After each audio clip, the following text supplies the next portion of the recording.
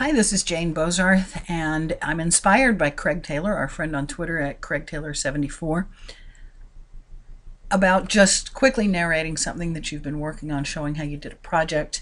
And the idea is it's supposed to be quick and easy to do, so these are very, very basic slides I threw together. There's nothing fancy, there's no template, there's no color, just to sort of show you a project I've been doing at work and explaining what happened with it very quickly for you. So first of all, I had a request from senior management. We have a multi-day program on equal employment opportunity law awareness that was mandated for all our managers and supervisors. The thing is, once they attended, there was no follow-up, even if the laws changed. So somebody could have come in 2008, in 2004, in 1999, and has never necessarily received any kind of information if those laws changed or if new laws were introduced, which they have been. So senior management just wanted an update. They didn't want a big course. They didn't want a long, drawn-out process. They wanted a quick, here's some things that changed, here's how to work with the information kind of program. So here's what I was dealing with working with the SME, subject matter expert, and I'll just be quiet a moment so you can read over this.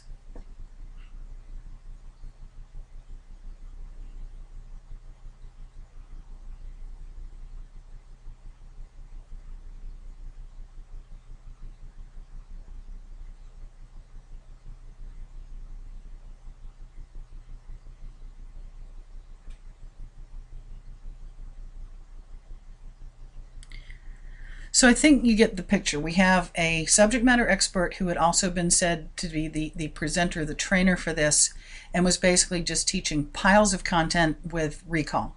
There really was no tie to workplace performance, and the feeling was if we had to bring people back, if we were going to ask them to complete another program, we should at least make it, management wanted to at least make it more relevant and more applicable. So this is what I did based on what I got from the SME.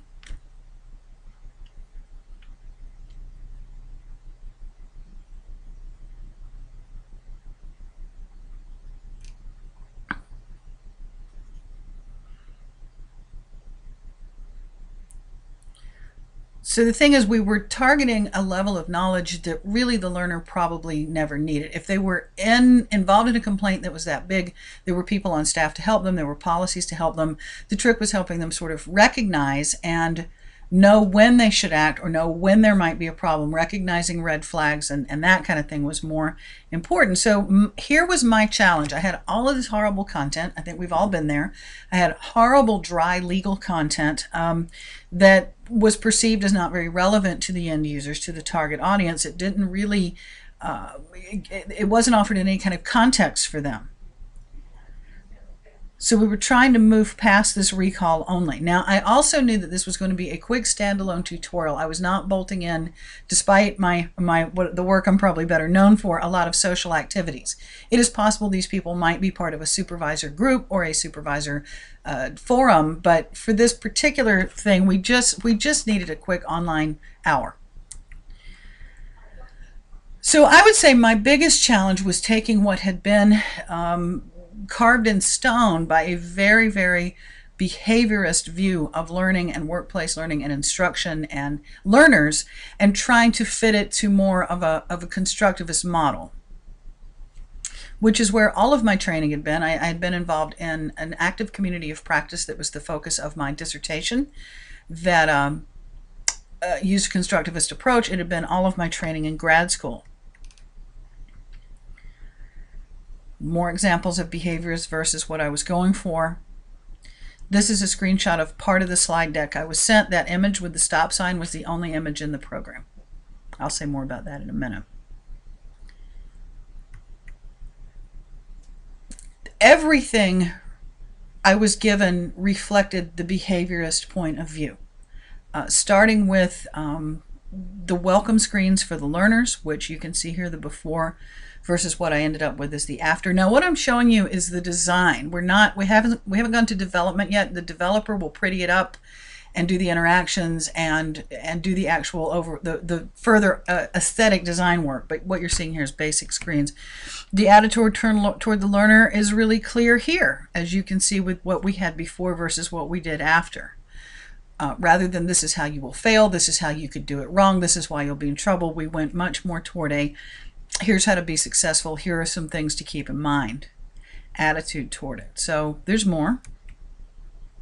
For those of you not terribly familiar with behaviorist versus constructivist schools, I just thought this might be interesting for some of you. And I think plenty of us have been in compliance training where we've seen that before more than we would like.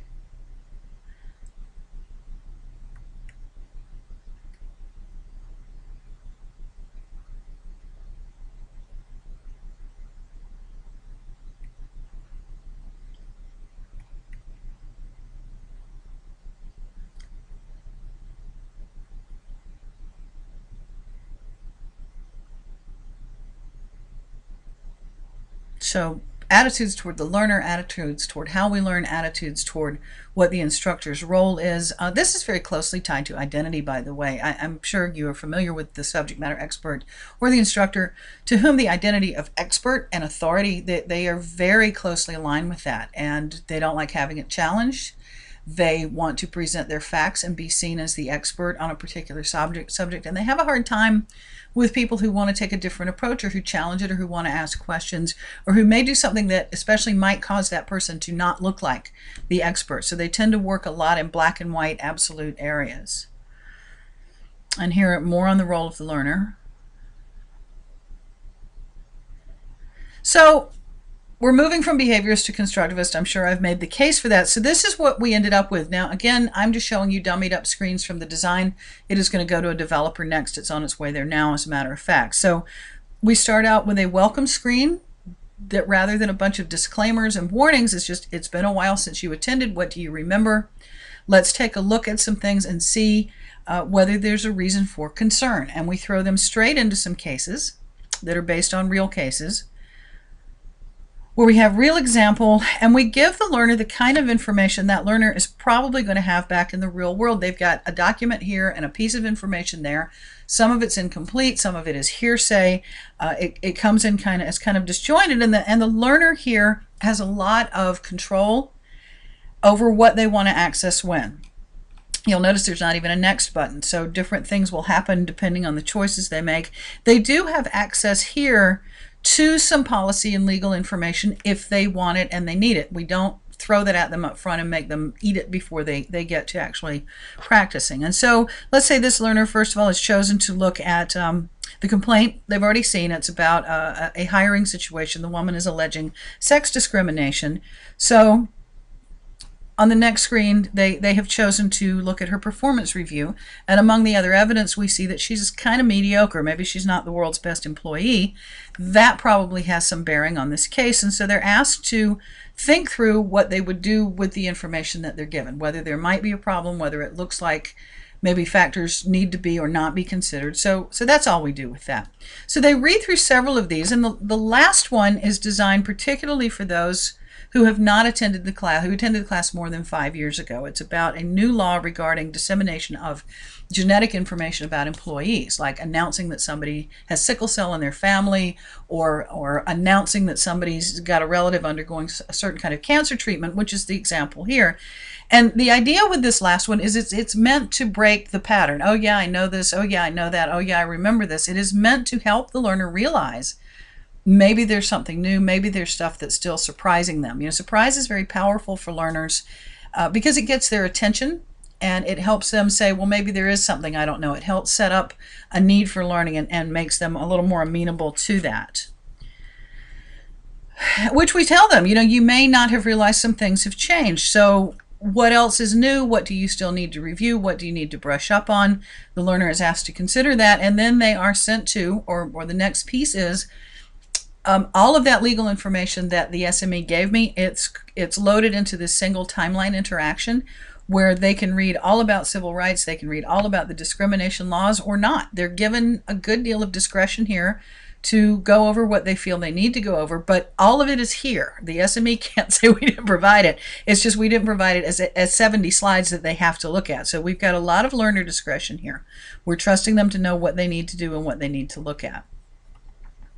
Then we end up with some what would you do scenarios. as opposed to, and I'm sorry, I forgot to delete the add title bar here, but there's a really flat true false question. And with true false, the learner can guess and still have half a chance, 50% chance of getting it right. So it's just a flat yes or no true false question about a harassment situation, where in the storyboarded situation you see here, the employee has come with a complaint and the supervisor is given, should you do anything? And then they're offered a number of choices about that, and two of them are right. Actually, you could do a couple of things here, but ultimately the best answer is to the supervisor does need to intervene because her employee is the one being harassed, and it's her job to provide a workplace that's free of that. So this is on the way to the developer now. We did a lot to overcome that behaviorist mindset here. We've got ways of tapping into the learner's prior knowledge, ways of tapping into what they've already learned, ways of attaching what they're working on to prior experience and to real workplace contexts. We are not looking so much for a one right answer, but assimilation in the sense of what would you do, what are you thinking, how could you apply this? And a lot of it depends on really getting back down to what the end user needs, what is useful for the learner in place, as opposed to what the SME says is important, which often is not very well defined, or it's not there's not a priority set to it. Everything is kind of seen as equal. So I hope this was useful. This is how it works in the real world, and this is Jane. Thanks a lot.